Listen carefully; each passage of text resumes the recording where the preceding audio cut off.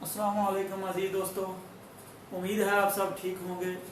آج ایک نئی ویڈیو کے ساتھ میں حاضر ہوں آپ کی خدمت میں۔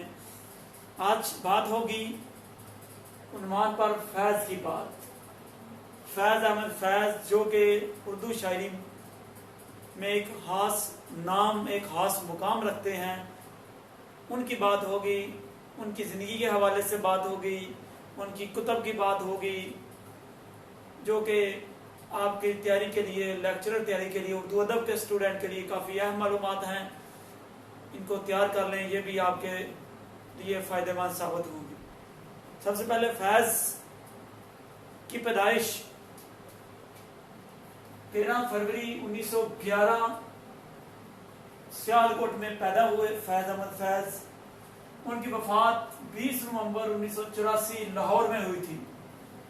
زوجہ کا نام تھا ایلس فیض۔ اولاد ان کی تھی سلیمہ ہاشمی اور منیزہ ہاشمی، دو ان کی بیٹیاں تھیں، ان کے نام آپ کے سامنے درج ہیں۔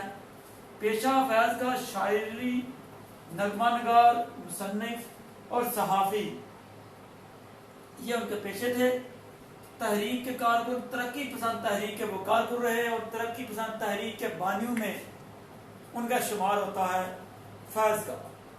فیض کی شاعری کے مجموعے نقش فریادی ان کی شاعری کا مجموعہ تھا، دست صبا، زندان اما، دست تحسن، سر وادی سینہ، شام شیر یاراں، میرے دل میرے مسافر اور نصحہ ہائے وفا ان کی کلیات کا مجموعہ تھا۔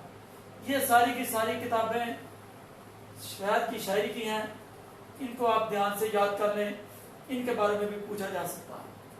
فیض کی شاعرانہ خصوصیات کیا تھی؟ ان کی شاعری میں تاثیر، تازگی اور ایک نزاکت ملتی تھی۔ عوام دوست شاعر ہیں، نا انصافی اور جبر کے خلاف آواز بلند کرنا ان کا کام تھا۔